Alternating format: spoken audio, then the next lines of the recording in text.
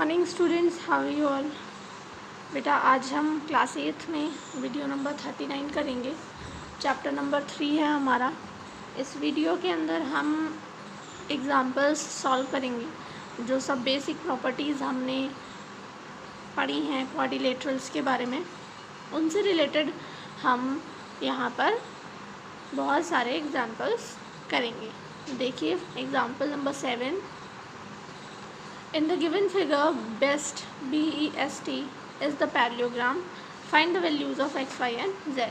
यहाँ आपको पैरेललोग्राम दिया है BEST, ठीक है। पैरेललोग्राम दिया है x, y, z और यहाँ पर 100 आपको दिया हुआ है। अब आपसे पूछा है कि बताइए x, y and z की जो वैल्यूज़ है वो क्या होगी, ठीक है बेटा।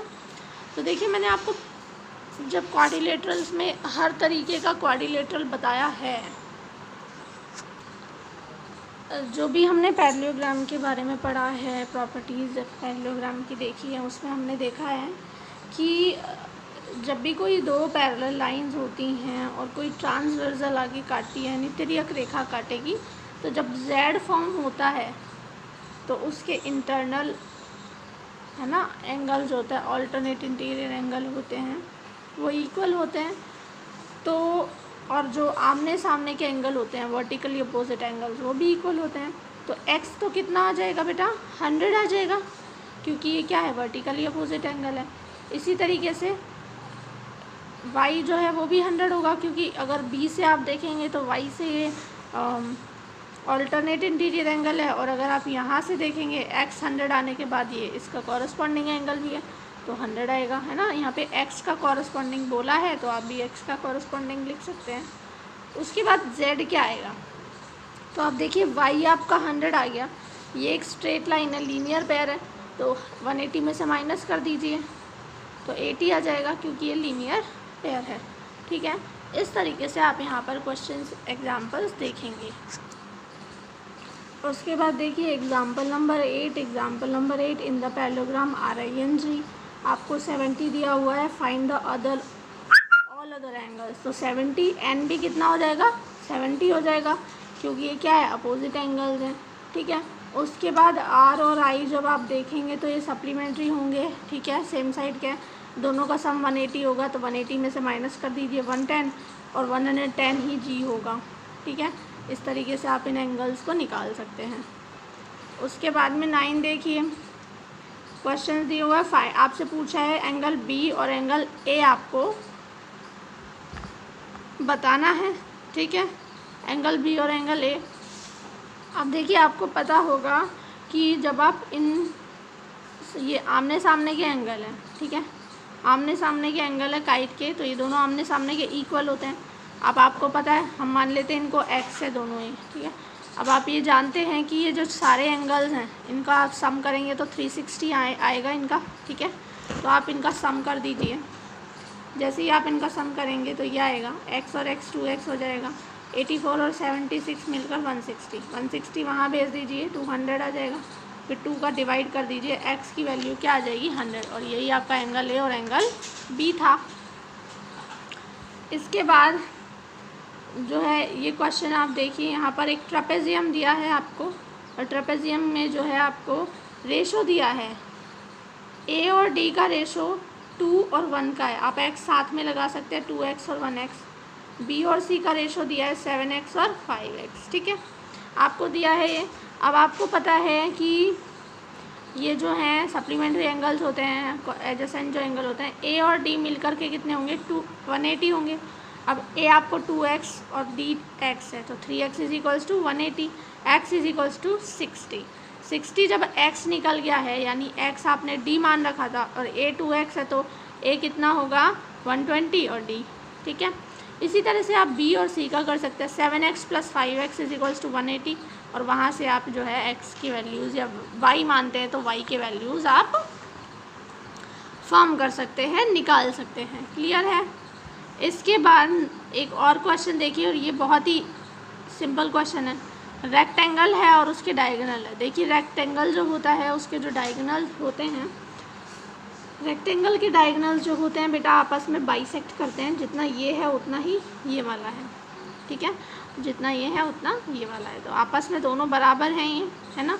तो इतना सब आपको लिखने की खास ज़रूरत नहीं है। आप तो ये देखिए कि ये और ये जो है दोनों बराबर होंगे, तो आप क्या लिखेंगे 4x + 1 = 5x - 1। x एक तरफ, विदाउट x एक तरफ, x की वैल्यू निकल गई 2। कितनी आई x की वैल्यू आपके लिए 2 आ गई, ठीक है। उसके बाद में यहाँ पर जो आपका एग्ज़ाम्पल 12 है ये मैं आपके लिए दे रही हूँ। आप HW करेंगे, इसे समझने की कोशिश कीजिएगा, सारा लिखा हुआ है, कोशिश कीजिएगा आप इसे सॉल्व कर पाएँ, क्रैक कर पाएँ, नहीं तो फिर हम बाद में इसे करेंगे, ठीक है। इसके बाद मैं आपको एग्ज़ाम्पल नंबर 13 बता रही हूँ कि ABCD एक रेक्टेंगल है, आपको निकालना है। क्या निकालना है आपको? यहाँ पर 50 दिया हुआ है, ये वाला एंगल आपको AOD यानी ये वाला एंगल और ADO यानी कि ये वाला एंगल, ये एंगल्स आपको यहाँ पर निकालने हैं, ठीक है। तो आप लोग देखिए ये एंगल्स कैसे निकालेंगे। देखिए बहुत सारे तरीके हो सकते हैं, आप बुक वाला तरीका भी इसमें यूज़ कर सकते हैं और आप चाहें तो आप थोड़ा सा कॉमन सेंस भी इसमें यूज़ कर सकते हैं। तो देखिए कैसे करेंगे आप इसे। देखिए बेटा, आप जानते हैं कि एक रेक्टेंगल का पूरा जो एंगल होता है वो 90 का होता है। 90 में से 50 का ये है, तो ये कितने का है? 40 का है। क्लियर है? ऐसा ही है कि ये अगर जो है 50 का है तो वो 40 का है, तभी तो ये 90 के बनेंगे। क्लियर? अब आप लोग सब जानते हैं कि ये पैरेलल लाइंस और ट्रांसवर्सल का ही खेल है, ठीक है। तो आप चाहें तो इसे उस तरीके से हैंडल कर सकते हैं, कोई दिक्कत आपको नहीं आएगी, ठीक है। देखिए इधर, अदरवाइज़ आप बुक के तरीके से कैसे करेंगे, डायगोनल्स जो होते हैं इक्वल होते हैं, बाइसेक्ट करते हैं, यानी कि AC जो है वो BD के बराबर है और आधा AC यानी कि AO या CO जो है वो भी आधे BD के भी बराबर है। अब आधे AC को आप या तो AO बोल सकते हैं या OC बोल सकते हैं, कुछ भी बोल लीजिए, इसलिए इनके एंगल्स भी इक्वल होंगे, यानी OCB ये एंगल बराबर होगा OBC के, यानी OBC यानी इस एंगल के बराबर होगा। तो ये एंगल भी कितना होगा बेटा? 50 होगा, ठीक है। अब बस, अब बहुत इजी तरीके से अब आप कर चुके हैं कंप्लीट। इससे आगे मैं नहीं चाहती आप बुक वाला करें। आप देखिए 50 आपने निकाल लिया यहाँ पर। अब आप देखिए बेटा, ये Z की बन रही है क्या शेप, Z शेप बन रही है, तो ये 50 है, तो ये भी कितना हो जाएगा? 50 हो जाएगा। ऑल्टरनेट इंटीरियर एंगल है, 50 हो जाएगा, ठीक है, कोई दिक्कत नहीं है। तो ये 50 है तो बेटा ये भी 50 हो जाएगा, क्योंकि अभी हमने सिद्ध किया था 50-50 है, तो यहाँ भी 50-50। और अब आपको पता है ये एक ट्राइंगल है और ट्राइंगल का सम 180 होता है, जिसमें से 100 तो हो ही चुका है, तो बचा कितना? 80 बचा।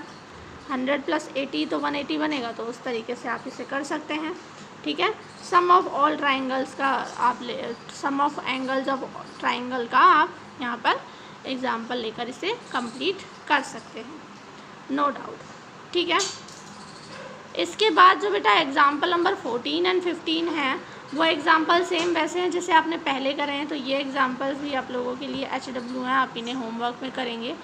कोशिश कीजिएगा अच्छे से आप समझे एग्ज़ाम्पल्स, इसलिए सॉल्व भी हैं आप लोगों के लिए, तो आप इन्हें ईजीली समझ सकते हैं। Thank you.